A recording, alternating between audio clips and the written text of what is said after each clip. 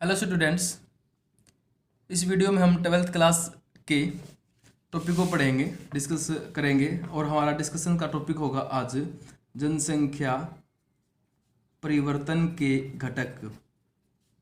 जनसंख्या परिवर्तन के घटक भाई देखिए, जनसंख्या परिवर्तन के घटक के अंदर वैसे तो पिछली वीडियो के अंदर मैंने जनसंख्या परिवर्तन के बारे में पढ़ा था, जब जनसंख्या वृद्धि के बारे में पढ़ा था और उसके अंदर हमने 3 घटकों के बारे में पढ़ा था।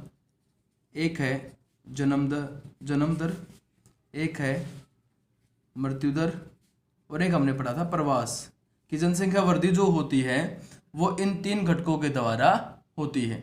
अब हम जानेंगे कि जो ये 3 घटक होते हैं ये कौन कौन से होते हैं, इनकी परिभाषा क्या बनती है।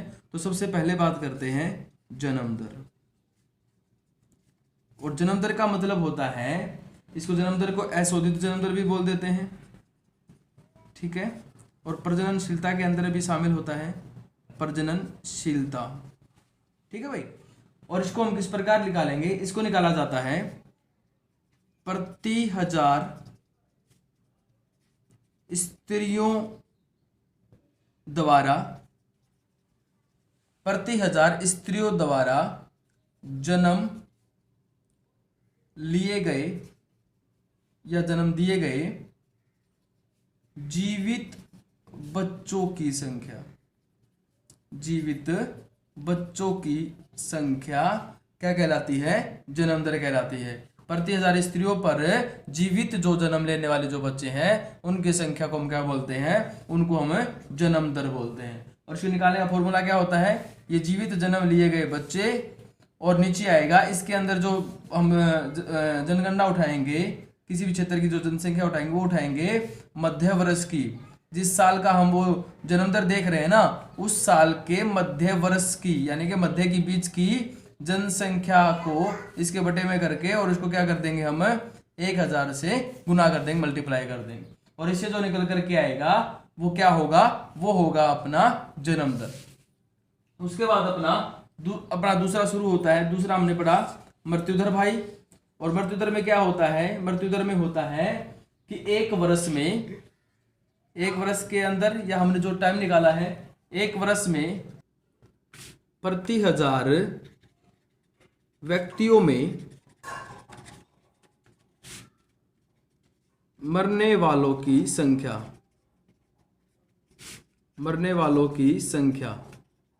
क्या कहलाती है भाई? हमारा मृत्यु दर कहलाती है, ठीक है। इसको किस प्रकार निकाला जाता है? तो कहता है जिस वर्ष के हम निकाल रहे हैं उसमें कहता है वहां पर कुल मरने वालों की संख्या और उसके बटे में आता है वही हमारा मध्य वर्ष की कुल जनसंख्या, ठीक है। कुल जनसंख्या कौन सी? मध्य वर्ष की, यानी कि बीच की उठाते, लास्ट की नहीं, मध्य वर्ष, यानी कि उस साल बीच में कितनी जनसंख्या थी और फिर वही मल्टीप्लाई बाई 1000, ठीक है। 1000 से मल्टीप्लाई कर दिया। इस प्रकार निकालते हैं हम जन्म दर और मृत्यु दर। अब हमारा जो तीसरा है जो इसको जनसंख्या प्रभावित करता है वो है अपना प्रवास भाई। प्रवास में कहता है कि एक क्षेत्र ए, दूसरा क्षेत्र बी, एक क्षेत्र से दूसरे क्षेत्र में जाने वाले जो जाते हैं, जनसंख्या जो जाती है उसको हम क्या बोलते हैं? एक क्षेत्र से दूसरे क्षेत्र में जाना प्रवास कहलाता है भाई। एक क्षेत्र से दूसरे क्षेत्र में जाना, परिभाषा क्या बनेगी? एक क्षेत्र से किसी दूसरे क्षेत्र में जाना प्रवास कहलाता है, ठीक है। उसके बाद आगे बात करते हैं। आगे कहता है कि प्रवास, एक बार मैं इन तीनों के बारे में दोबारा बताता हूं। देखिए, जन्म दर में हमने जन्म दर पता चल गया। अगर जन्म दर अधिक होती है, जन्म दर अधिक होती है और मान लो मृत्यु दर कम होती है, मृत्यु दर कम होती है, तो वहां पर क्या होगा? जनसंख्या अधिक होगी, बढ़ जाएगी परिवर्तन में, यानी कि धनात्मक परिवर्तन होगा इसके अंदर। लेकिन अगर मृत्यु दर अधिक हो जाए और जन्म दर जो है वो कम हो जाए तो उसमें क्या होगा? उसके अंदर जनसंख्या जो होगी वो कम हो जाएगी, ठीक है। और इसके साथ में प्रवास का भी यही है भाई। देखो इस प्रवास में क्या दे रखा है? प्रवास में कहता है कि जब इस क्षेत्र से व्यक्ति इस क्षेत्र में जाएंगे तो यहां पर जनसंख्या बढ़नी शुरू हो जाएगी बी के अंदर, और ए के अंदर जनसंख्या जो है वो कम हो जाएगी। ठीक है, अब हम पढ़ते हैं प्रवास के बारे में, थोड़ा जान लेते हैं कि जो प्रवास होता है वो कितने प्रकार का होता है। तो प्रवास जो होता है वो दो प्रकार का होता है भाई। एक होता है आप्रवास, ये वैसे आसान टॉपिक है, पहले भी आ चुका है, और दूसरा होता है उत्प्रवास। देखिए आप्रवास जैसा कि शब्द से पता है आ यानी कि आना, यानी कि अगर हम इसी डायग्राम से समझें तो यहां पर जो बी के अंदर जो आए हैं उनको हम क्या बोलेंगे, आप्रवासी, यानी कि यहां पर आकर के लोगों ने रहना शुरू किया है उसको हम बोलेंगे आप्रवासी। और जो उत्प्रवासी यानी कि किसी को जैसे हम धमका करके बाहर निकाल रहे हैं, ठीक है, तो उसको हम क्या बोलेंगे, उत्प्रवासी, यानी कि यहां से जो गया है। जाना उत्प्रवास कहलाता है, और किसी भी क्षेत्र के अंदर आना जो होता है वो आप्रवास कहलाता है। ठीक है, अप्रवास को प्रभावित करने वाले दो मुख्य कारक हैं भाई, एक होता है अपकर्ष कारक और दूसरा होता है प्रतिकर्ष कारक। ठीक है, प्रतिकर्ष का मतलब यहां पर बोलता है कि इसको पुश फैक्टर, और ये होते हैं पुल फैक्टर।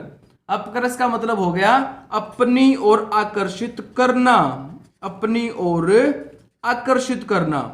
अब इसमें क्या आएगा, आप लोगों ने देखा होगा कि नगरों के अंदर मिलने वाली जो सुविधाएं हैं वो लोगों को क्या करती हैं, अपनी ओर आकर्षित करती हैं, और लोग क्या करते हैं, एक स्थान को छोड़ करके फिर नगरों की तरफ जाना शुरू कर देते हैं। तो उसको हम क्या बोलेंगे, वो कौन सा कारक होगा, अपकर्ष कारक। यानी किसी ने अच्छी शिक्षा की सुविधा देखी नगर के अंदर और उससे प्रभावित होकर के वो अपना गांव छोड़ करके नगर के अंदर रहना उसने क्या कर दिया, शुरू कर दिया। तो वो क्या किससे प्रभावित है, अपकर्ष कारक से। प्रतिकर्ष का मतलब होता है कि जब कोई व्यक्ति को धक्के मार करके पुश धकाया जाए, और धकाने वाले कारक कौन से होते हैं, जो उसके मजबूरी के कारक होते हैं। यानी कि व्यक्ति गांव के अंदर है और बेरोजगार है, तो वो क्या करेगा, वो बेरोजगारी उसे वहां से निकाल देती है, और वो कहां पर जाएगा, जहां पर रोजगार की सुविधा उपलब्ध है। ठीक है, आ गया होगा समझ में। तो देखिए आज इस वीडियो में इतना ही है। हमें जनसंख्या परिवर्तनीय घटक पढ़ने थे, जन्म दर, मृत्यु दर और प्रवास। हमारा टॉपिक यहीं पर कंप्लीट होता है। अगर किसी को कोई समस्या है तो मुझे कमेंट बॉक्स में जरूर बताइए। Thank you.